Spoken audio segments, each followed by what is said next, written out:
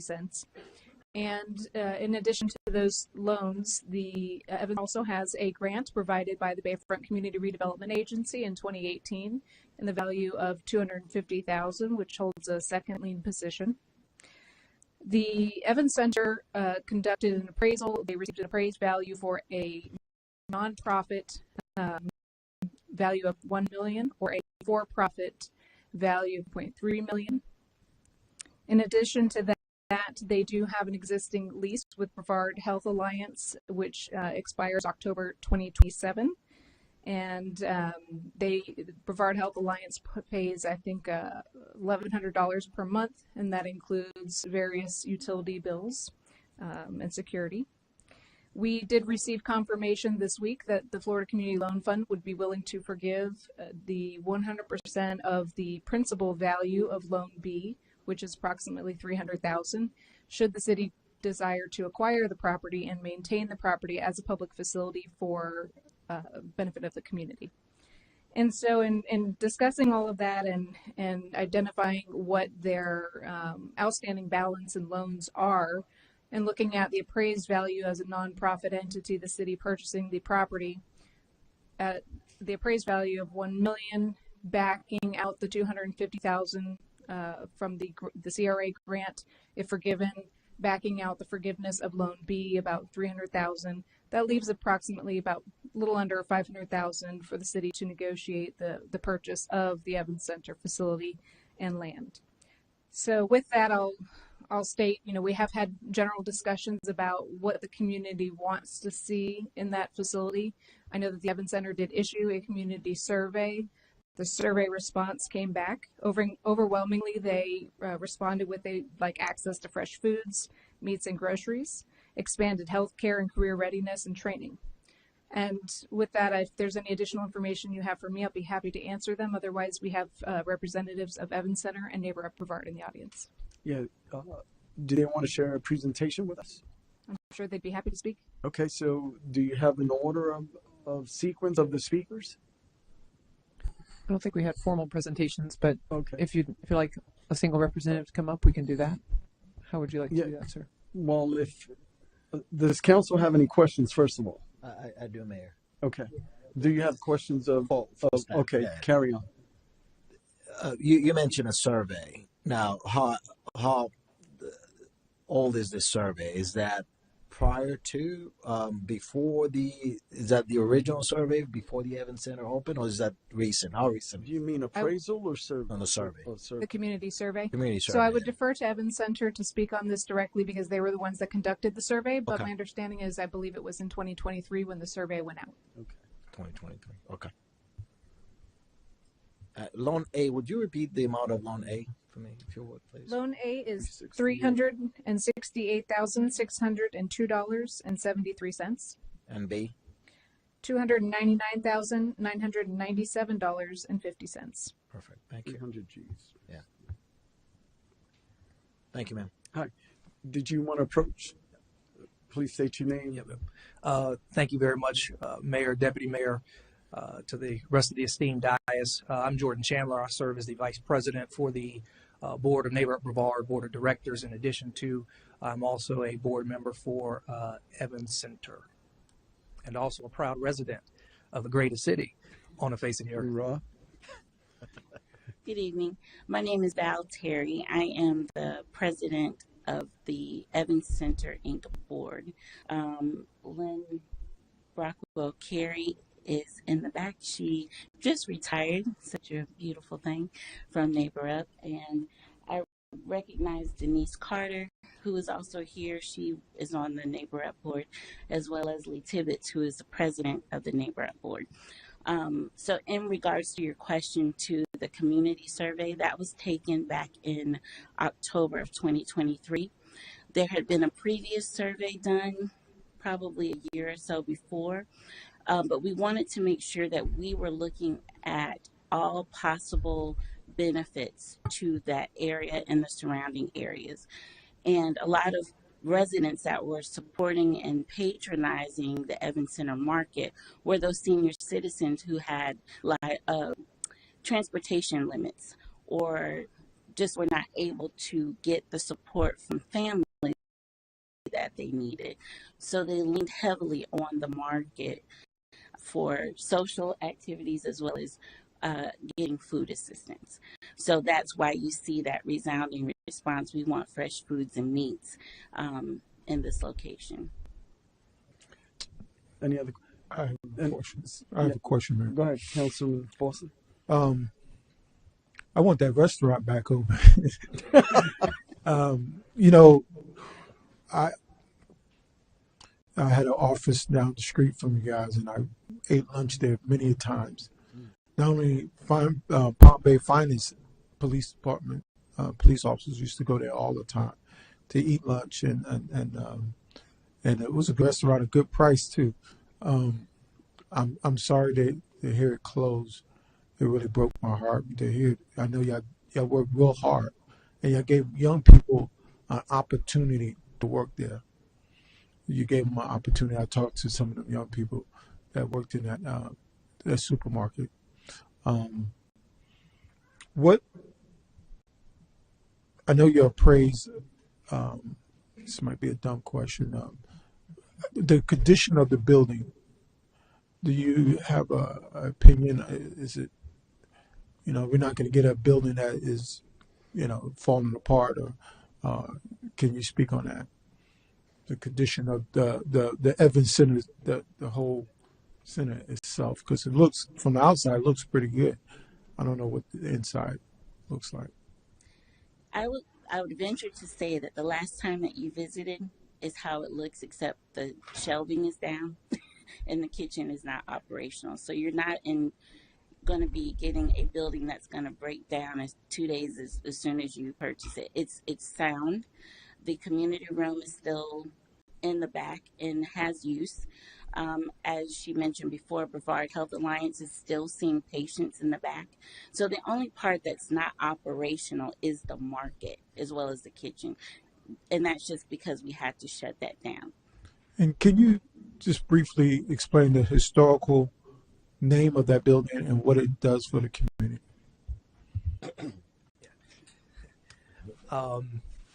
Councilman Foster. So the Evans Center was first established, if I dare not to say, probably back in the 1950s by Mr. Evans. That store existed for a number of years. Many individuals in the community who could not afford, right, to go to Walmart or to go elsewhere, obviously patronize the Evans Center, Evans store, even up until when I was a little boy back in the early 2000s, I would walk from my house to Evans store quite often. Unfortunately, I think Evans store closed probably middle of 2000. Unfortunately, it had incurred a lot of drug and criminal activity. And so that facility was then shut down. Then the city actually came in, if I'm not mistaken, actually purchased that particular property, I think under former city manager Lee Feldman. He wanted to continue to keep that property in addition to that almost dilapidated building in the hands of the city. But then another city manager came in, hearts and minds were changed a little bit, and they decided to sell that property to what is now Neighborhood Brevard. In addition, we're just the guarantor on the loan, but in addition to the Evans Center for the benefit of it being a community market for the community. Unfortunately, when Evans Center then made its resurgence, 2018, 2019, we then faced what we know as COVID. Right. And so we ran into a number of issues, not getting individuals to patronize the business in the way that it should have been due to a number of issues. But ultimately, that is sort of the historical significance. That building, former building, was a staple in the community for 50, 60 years, and a lot of people depended on it. And so in that same vein, and sort of siding with former city manager Lee Feldman, we would love to it to come full circle and get back in the hands of the city so that we can continue to make sure that it is a community asset for those who live, work, and play in the great city of Palm Bay. Now, didn't Mr. Evans, didn't Mr. Evans was really devoted to literacy as well? I would say yes, sir. I did not personally have the opportunity to meet Mr. Evans because I was fairly young at that particular point in time. I don't remember my interaction with him, so I'll lean on Val a little bit to answer that. Mr. Evans was a phenomenal man. Again, I can echo his sentiments. I could walk in that store. He knew my name. Of course, he knew my parents, which was always a good thing in the neighborhood. But he always encouraged children to get their education. He encouraged us to continue to do well. And a lot of us went to the area schools, right? So you have Stone Middle School at that time. You have Palm Bay High School and University Park. Mm-hmm. And we all were centered between the churches, Evans store, and school. And with his own family, we saw how he pushed his children and his grandchildren to excel beyond what you see here in Melbourne. Your education, do something great, and come back and give back. So that is exactly what I've done as a resident of your neighboring great city of Melbourne. Is I learned from those older people, those seasoned people who poured into us, encouraged us, and now we have an opportunity to make a difference for the next generation of young people, to see that we can have something positive out of something that could be looked at negative and has been talked about negatively. We want to bridge those things and show how impactful we can be.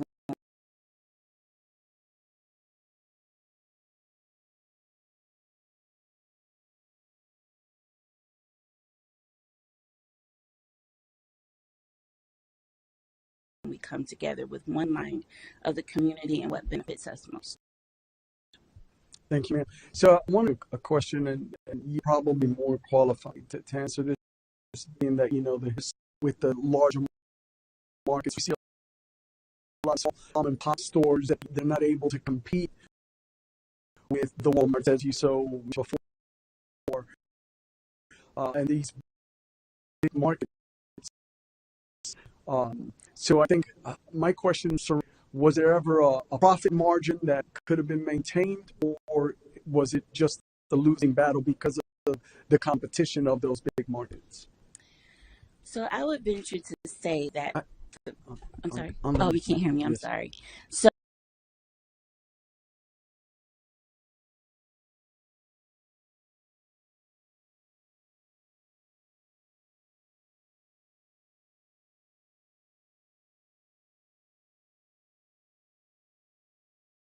I love to as a perfect store.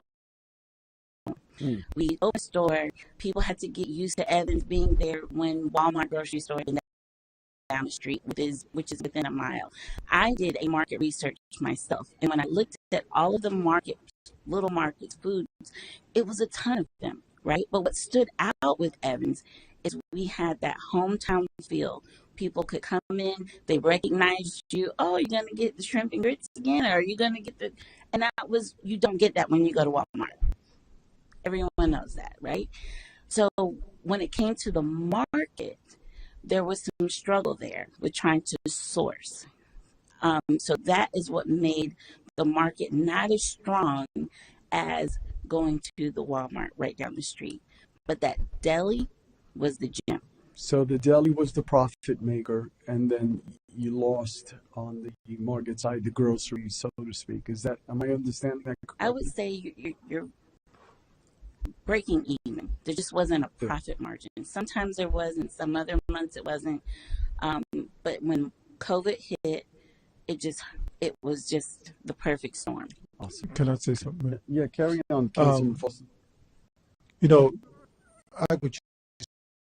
I bought things out of that store, and your prices was not high. It was reasonable, but you didn't overprice people. And I know the community. I seen how the seniors showed up before COVID or after COVID, had to use that evidence and took advantage of it, and really you helped the community.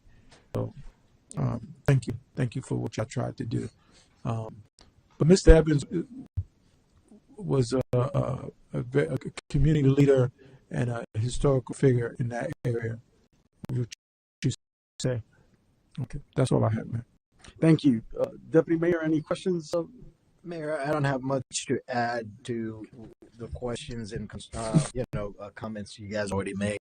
I personally as well, like Councilman Foster, I've made several trips there.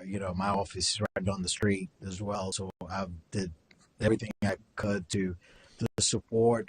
I even lended my help, my expertise when it comes to supermarket and so on, and several meetings with Lynn and try to help out and see how we could contribute to saving the overall I think really which is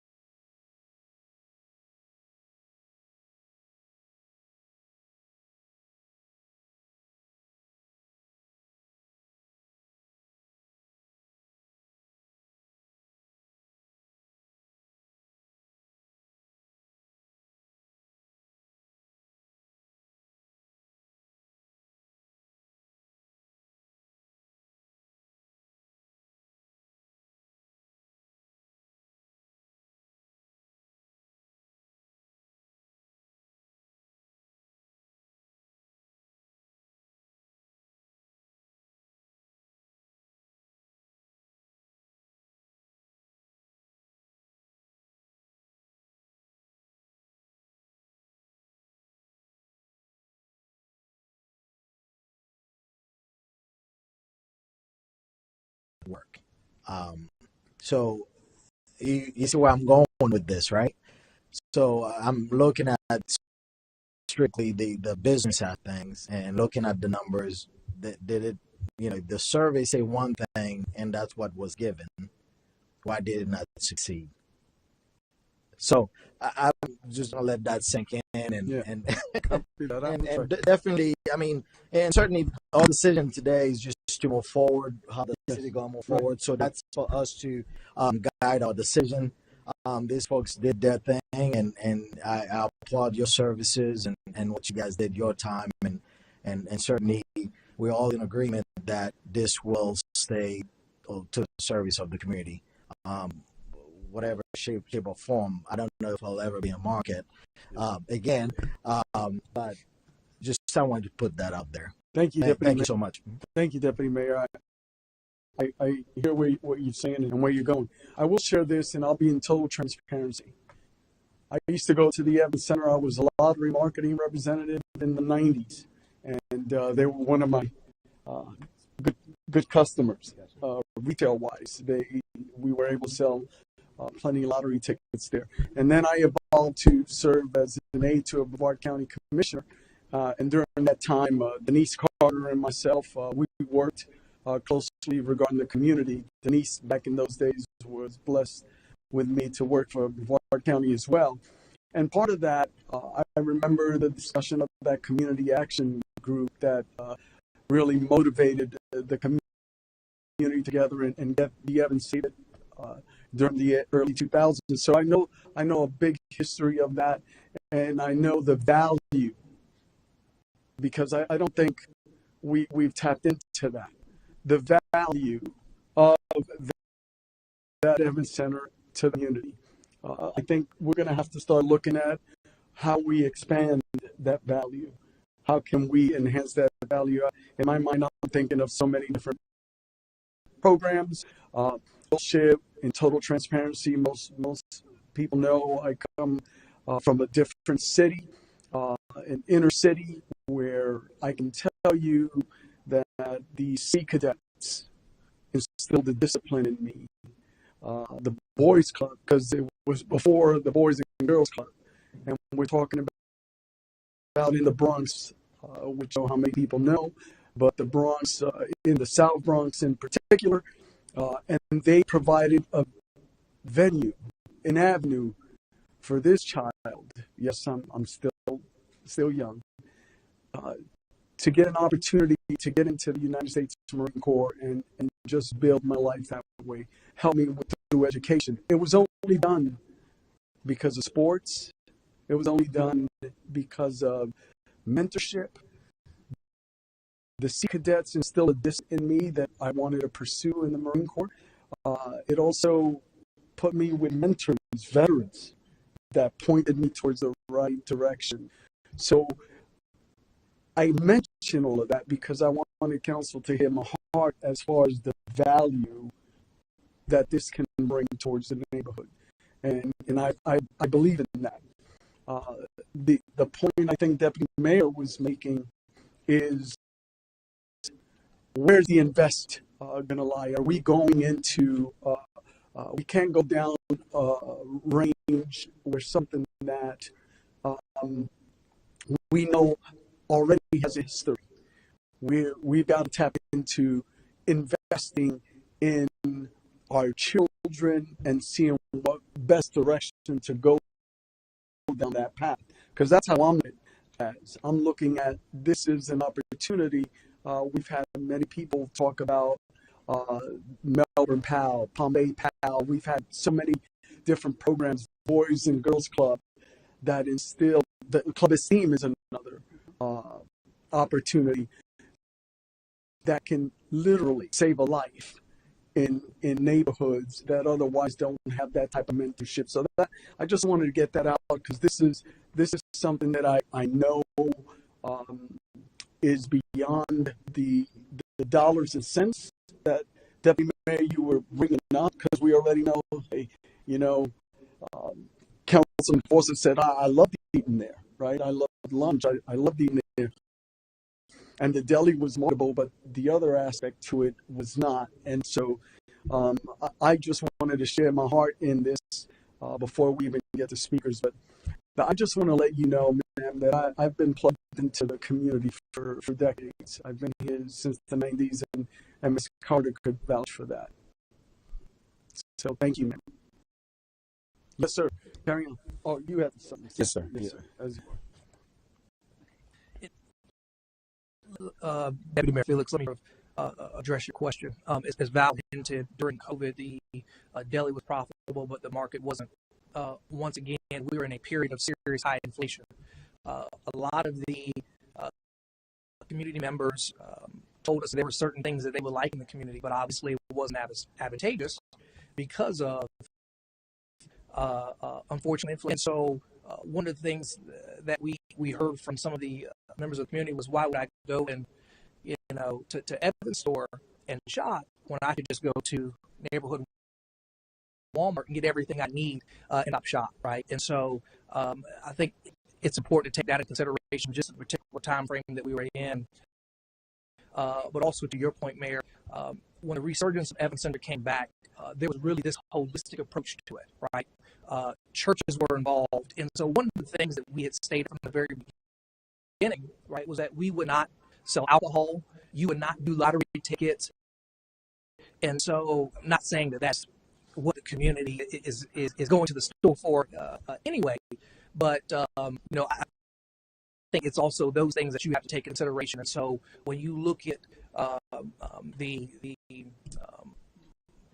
not really working in the sense, there were just a number of factors that you have to lay out on the table to consider as to why that particular business model did not work at that particular point in time. I'm not saying that it won't work going forward. Hopefully we're on the better end of the economy and things are just getting a little bit better, but there are a number of options and opportunities on the table.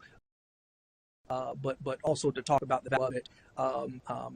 Prophet DJ Quick said, if it doesn't make dollars, it doesn't make sense. And also it's greatly to consider that the city is getting a building for less than half its value. So, thank you. Councilman Johnson, carry on. Yes, sir. I'm still laughing about the lyrics. That was smooth, Jordan. I had two quick questions, and I appreciate the discussion by council. But to Deputy Mayor Felix's point, when we're talking about looking at different parameters, different variables, one I was looking at was the lease with Brevard Health Alliance, and I look at the amount of $1,100 back in November 2022. And I feel, and I want to hear feedback from others. I feel that number's a little low, for what that area, what that could be. I definitely, if we do move forward, I would like for staff to look at that and make sure we're at a reasonable rate. But if y'all want to speak on it, you can. But that's just something I want to put out there because I heard where Deputy Mayor Felix was going. The only other thing I wanted to ask, just publicly, does this contract include, items within the building?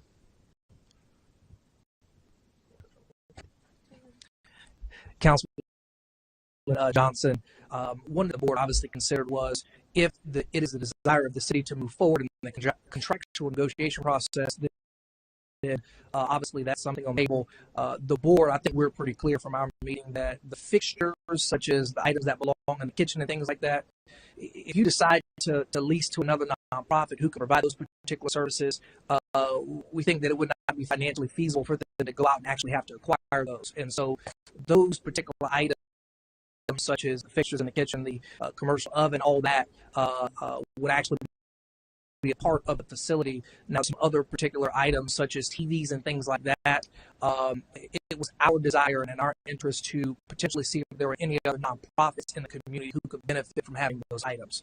But to answer your question, the commercial kitchen stuff, yes, wholeheartedly, that would stay there in the facility. But some of those other items we would like to discuss with the city if you move forward to see if some of the other nonprofits will benefit from having. Thank you, sir, and I appreciate you answering elaborately. So, Mayor, I would like for us to look into that. Utilizing that. Who knows? Whatever nonprofit might go in, they might be doing culinary classes or something of that nature, or providing the same thing we're looking for, hot foods. So we have opportunity to have that right there ready for them upon like turnkey.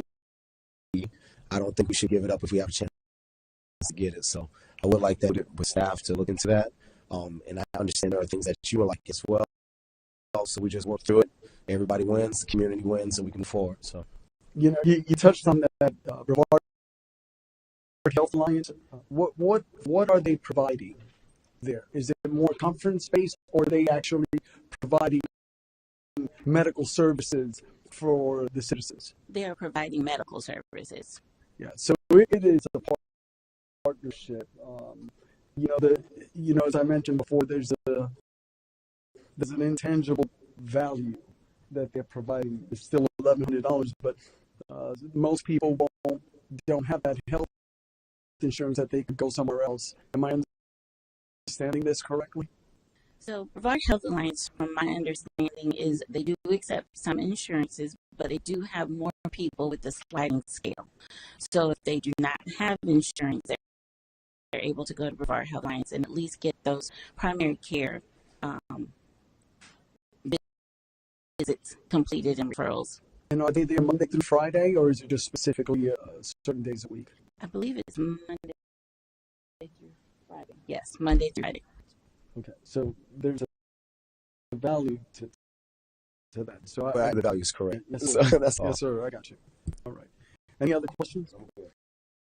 All right. So, speaker cards. Number 4. Is it 4?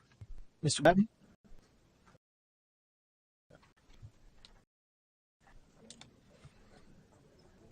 Bill Batten, 586 Ocean Spray Street Southwest. The Evans Center is another identity within the city of Palm Bay that was a goodwill gesture type approach, which is a lot of what the nonprofit organizations are by my standard. I understand the value that they carry, but it was one of the identities that when we're trying to say where we donate funds and money to, that we contributed within the city of Palm Bay. We contributed funds towards the Evans Center to help them succeed. Well, here we are with a failure. Now that's history, and it's been a repeated history failure within that identity. I'm not saying good, bad, or indifferent. I'm not saying if it's a bad business concept or what. But I'm saying that we did take the city's money, we did contribute towards their identity. Right? That being said, could this building and location, these 4 lots, be sold to another identity other than the city of Palm Bay that would generate a revenue back into the city as a business instead of a charitable organization that takes money out of the city. I'm not saying it's a benefit, but I'm just looking and saying what brings in the bottom dollar. We're looking at where we're having to apply for grants to hire firefighters. Well, at some point, we have to decide what the priority of the city was. So you decide, right? Now, when they start looking at the market that failed, I understand that. If they can't compete and the business ultimately fails because eventually people will stop contributing towards their requests. That's what happens. But if you look at every corner now, we have a Dollar General, and every one of the Dollar Generals is currently carrying a market within the Dollar General. So that's what you're now competing against with that type of setup within this, if you keep that same process. That being said, they've always been an asset in society type of position within the city of Palm Bay, but for the business side of it and for the financial impact that it could have on the city, I'd much rather see a business there that generates funds coming back to the city instead of us paying out in charitable means. Thank you. Thank you. Next speaker. The public comment for this side. Okay. So, gentlemen, I guess well, before we do a motion, here's Councilman Johnson. I just wanted to share a thought here. I love the opportunity for if we're going down this path,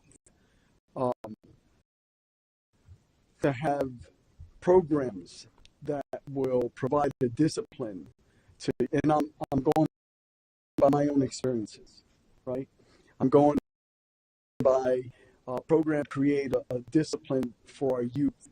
I understand the kitchen aspect of it. I understand providing, a deli portion of it. But part of that, it being a community center, because that's what we're really talking about at this point. If council was to move forward in this particular case, it would be for me more of a community center and investment in our youth to create an atmosphere of similar to a safe haven for neighborhood individuals, right, to come in and provide mentorship, those type of programs that can literally change the course of a life. And that's where I'm comfortable at. I'm not sure the deli aspect of it is a way forward with that space. And I know that there's several groups out there that might want to participate. We do have law enforcement that can participate in that arena. We have different, Club Esteem was another one that I remember. There's some programs that can provide services like that. So that's where I'm at. I'm not sure about the food aspect of it. I would rather council look at it holistically as, why are we doing this? And if we're going down this path, let us roll up the sleeves, so to speak, and address why we're going down this path. It's to provide a venue for the neighborhood to get services to save our youth, to mentor our youth, to provide a venue where these children can have a future, such as mentorship.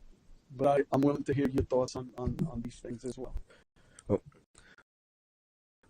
Mayor, I'd like to make a motion to authorize and approve a budget allocation of $500,000 and authorize the city manager to make a purchase contract and closing with the Evans Center Incorporated to acquire 4 parcels to include items inside the Evans Center, not to exceed $500,000. Even the TVs? Like I said, just negotiations to include.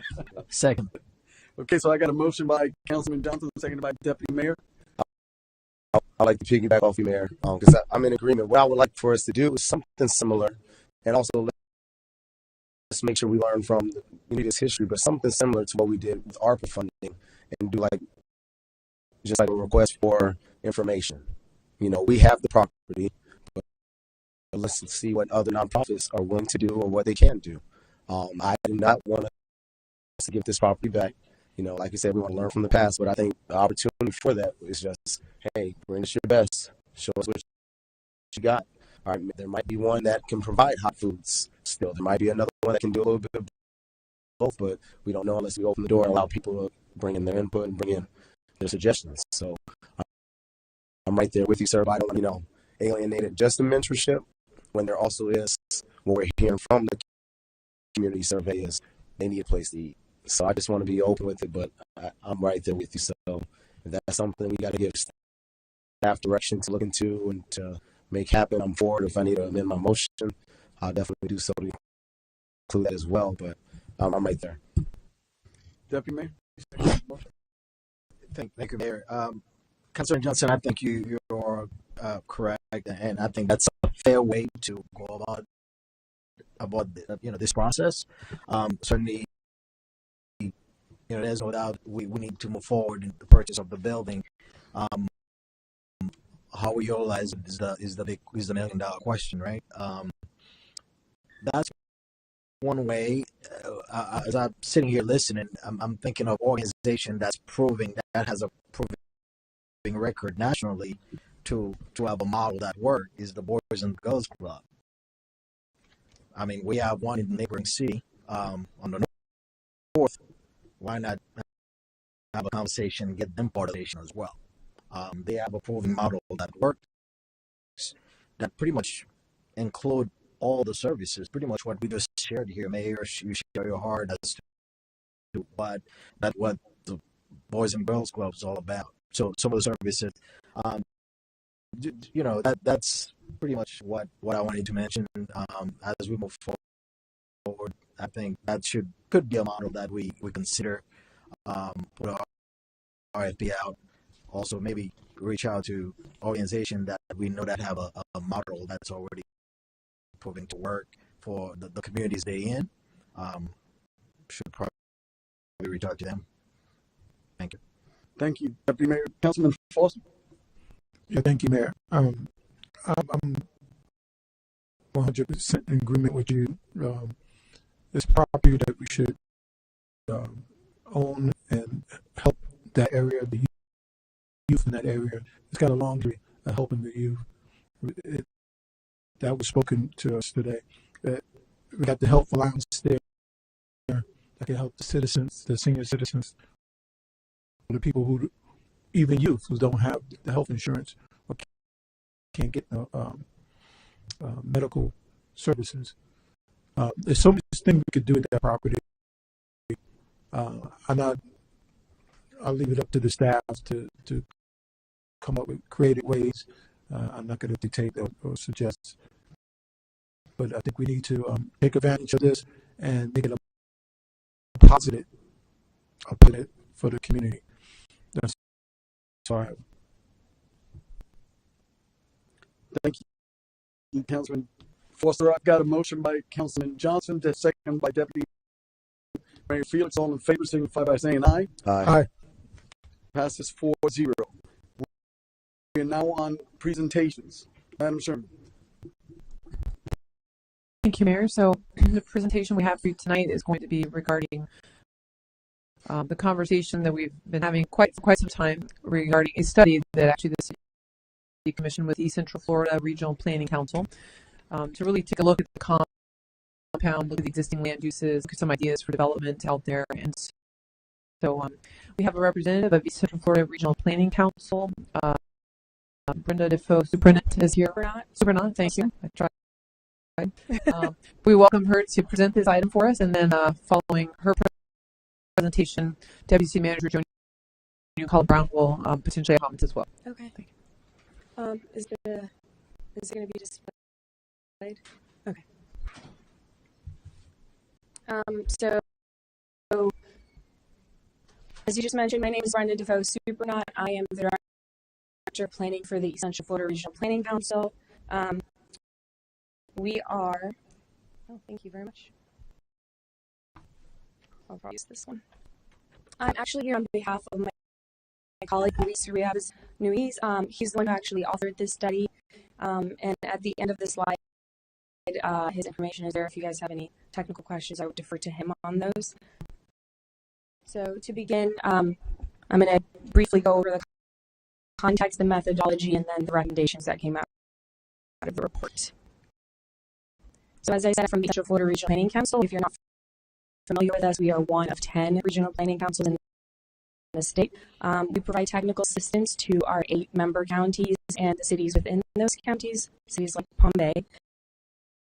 Generally speaking, we do a lot of reports like these, but we also do things like community outreach. We author a lot of vulnerability assessments. You are the recipient of one of those vulnerability assessments as well. So those are the types of work and studies that we take part in.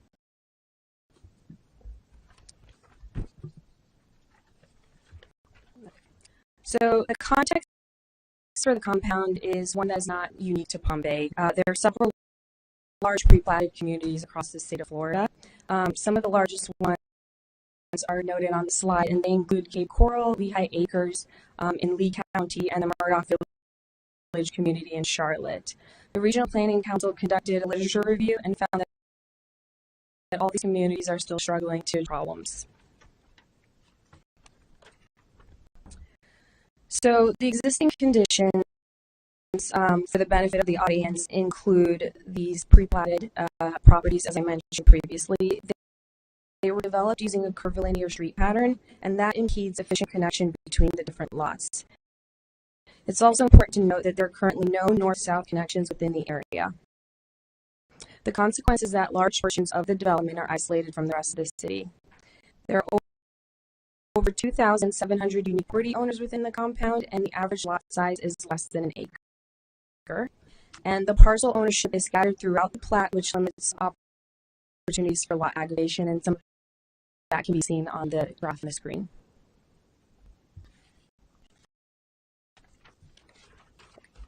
So, based on these existing conditions, the Regional Planning Council developed a transit plan and focused on 4 major areas. One of those is the availability of large parcels.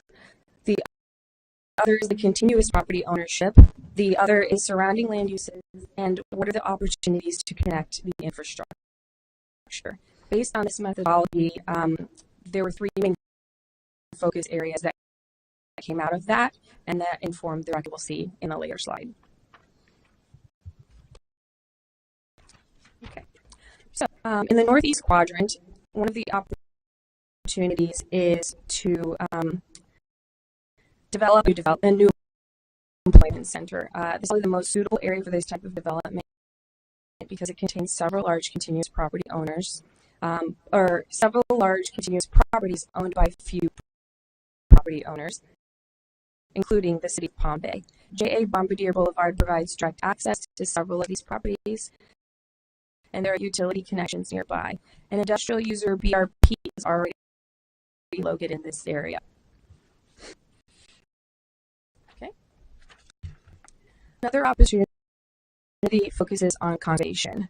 The west side of the compound is probably most inaccessible plats. The largest property owner is Melbourne Tillman Water Control District, which owns about 247 acres. Most of these properties are wetlands that protect the city from heavy flooding. The area is already bounded by Three Forks Conservation Area on the west and agricultural land on the south. So based on these characteristics, the recommendation is that this is designated as a conservation area. It would provide recreation opportunities for the city's residents, including walking trails, biking, camping, and other similar activities.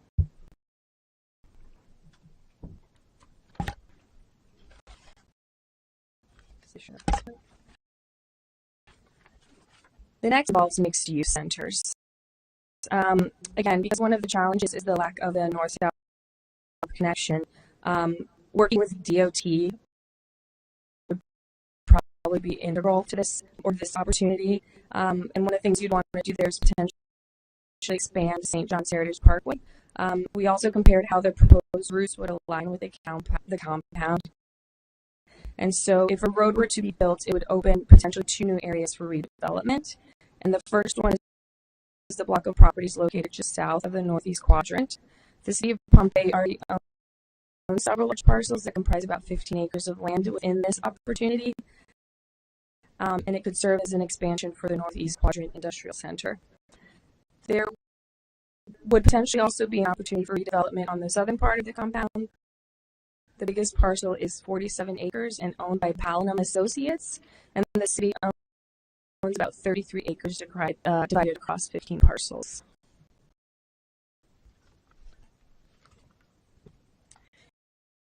And so for the Northeast Corridor, one of the recommendations is changing the entitlements.